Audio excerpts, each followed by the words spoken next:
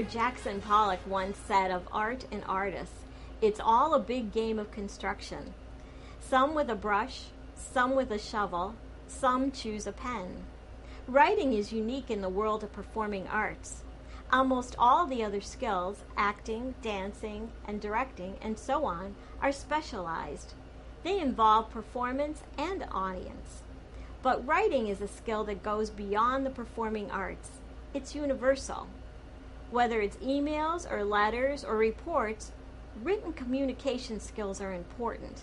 And because it is such an individual activity, it's one that appeals to a lot of us. We express our thoughts, feelings, and experiences, and tell our stories.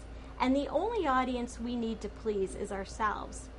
But how can those who write for the sheer joy of it turn that love into a career? Eileen Mouchet is a professional writer, and she's made that transition. She describes the desire that many have to write. You don't want to be a writer. Well, you can want to be a writer one time. And after that, you are a writer, because all it takes to be a writer is to write. Nothing's holding you back. You don't need the $1 million equipment. You don't need anything but your own creativity. Start to write. Whether it's a journal, whether it's short stories, whether it's little skits, just write. If a year from now you're saying, I want to be a writer, and you haven't written anything, then you're not serious. You know, you're not serious, because all it takes for you to do is sit down and do it. Very cool. Eileen writes interactive mystery scripts. In these, characters mingle with the audience. A crime occurs, and the audience becomes instant detectives as they search for clues and solve the crime. The mysteries are part improvisational and part scripted dialogue. Hundreds of theater groups and high schools have used Eileen's scripts and production guides. Watch her work with the cast from her own mystery theater company as she explains how she got started in this rather unusual area. The theater I was involved with at the time had heard of these plays that you do that are audience participation mysteries, where everybody gets to play detective. And I'd done some writing for them. I'd done some children's shows, things like that. I've always written. And said, gee, do you think you can write one of these? And I said, oh, sure. And I did. And it kind of took off from there. And I developed like an entirely new career. Playwrights and screenwriters are different from other kinds of writers. Instead of just telling stories, they create characters who do the storytelling through their actions and conversations. Writing realistic dialogue presents a dilemma. In conversations, people rarely speak in complete sentences and use perfect English. Is it bad writing to have a character speak that way? Does a playwright need to know all the rules of grammar and usage? What makes dialogue real? I'm paraphrasing. True skill at writing comes from art, not chance, as those move easiest who have learned to dance. All right? So if you know how to dance, then you know how to move. And it's the same thing. If you know what is correct, speaking English, writing English, then you can take it and you have the liberty and the license to change it into the way people actually speak. Right. When you're writing dialogue sometimes of characters and people that do not use proper English, that may use bad language, that may speak in all the ways that we don't really think is correct. But if you're writing that character and you want that character to be true to that character, then you have got to write the way he talks. The artistic part is being able to have that ear and being able to take that dialogue and put it in a written format so that an actor reading it can take it somewhere and knows what the character is all about. But at the same time, you have to know the correct grammar. You have to realize that that's wrong.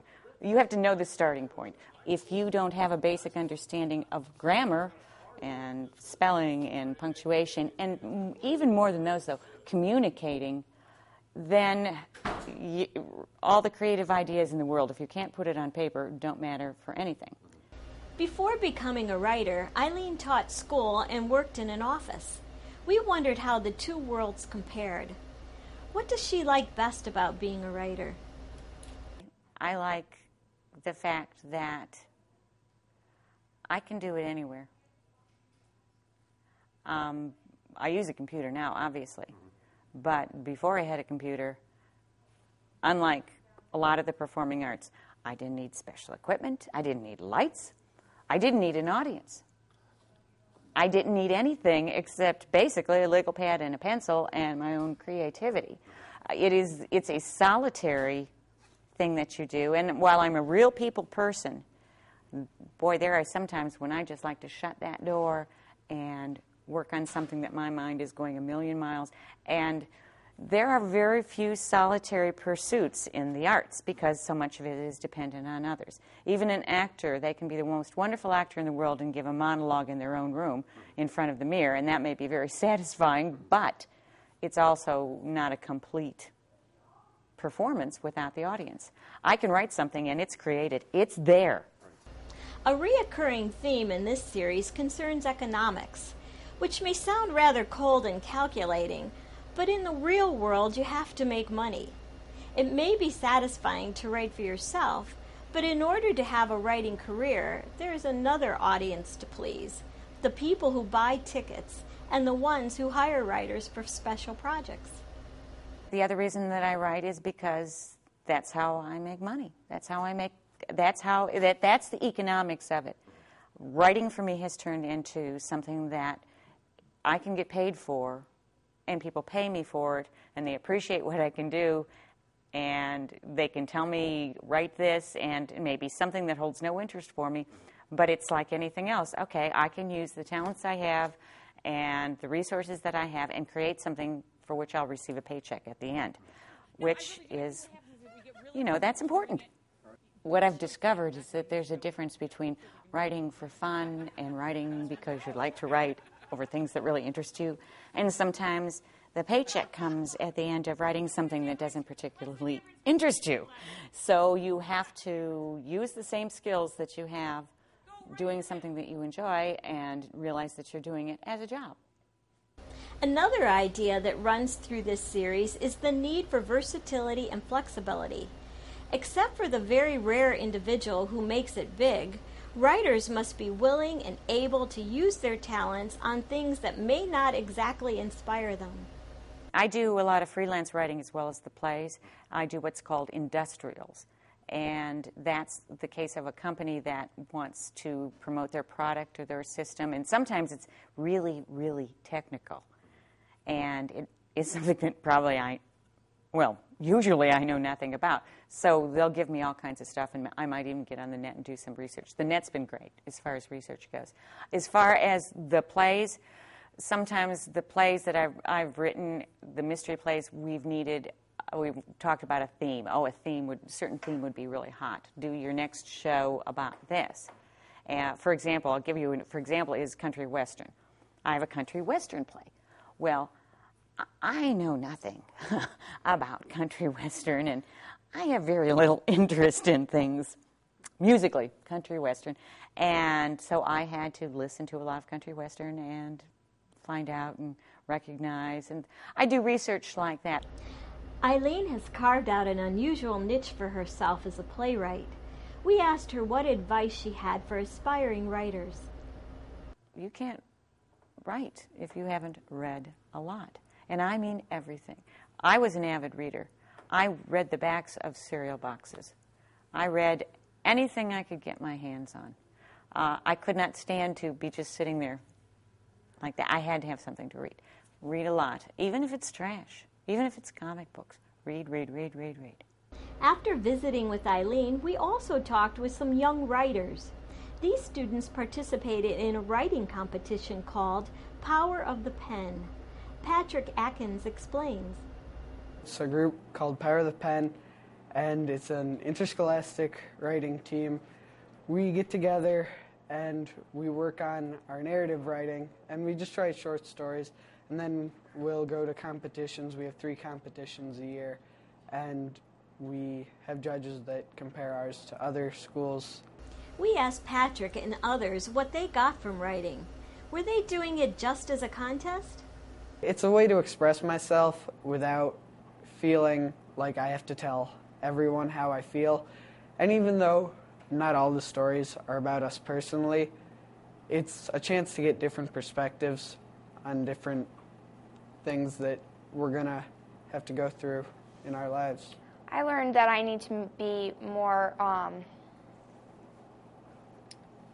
open about my writing. I don't need to be embarrassed about it because other people love writing and other people don't think they're that good. And when they see other people writing like that, it kind of inspires them to write, I guess. Because writing is such an individual skill, it takes a lot of self-discipline to develop it. Time constraints and distractions may mean setting up a schedule for writing. Developing time management skills is a valuable side benefit for young writers, and that's just one of the side benefits. I'm going to stop at home after this for about 5 minutes, grab my guitar, head off to guitar practice, come back and go to play practice as soon as I get home. So, it's something you have to enjoy, because otherwise I wouldn't be here. I definitely wouldn't be here. But between homework and our other things, you find time for it, because it's something you really enjoy. In every subject we've had to express something, be it how we found the answer to a math problem, or what we think about a book, or someone's political views. And so doing this has really helped me to not only see my side and to express my side, but to also get to someone else's perspective. I think your vocabulary gets better as you keep writing and you learn new words and everything. So that makes my pieces get better, and my homework, it definitely gets better because I learn new things, and grammar stuff, we work on all kinds of stuff, so you just get better at what you do. I definitely learned different ways of writing things. I learned how to be a better writer because it focuses a lot on detail and dialogue and all kinds of stuff that a good piece would need. We asked the students to talk about writing for a competition. Do they feel pressured by the competitive nature of the event? Does the contest get in the way of the content? It's a lot of fun, and you get recognition a lot too. Like, they appreciate what you do, and you get acknowledged for like different achievements that you might have gotten through. Definitely a competition. The best feeling you can ever get doing this is when someone likes your work. Anyone, be it the coaches or another student or someone that's not even in Power of the Pen. Because when you're working like this twice a week, it's not a huge commitment, but it still feels good to be good at something. There's one final thing that makes writing a unique area of the performing arts. You can practice and make mistakes and improve all by yourself. So all of you writers out there, take Eileen's advice. This is all you need. Don't want to be a writer, be one. Funding for this series was provided by the Northeastern Ohio Education Association. NEOEA members include elementary and secondary teachers, university professors, and support professionals working to provide great public schools for every child.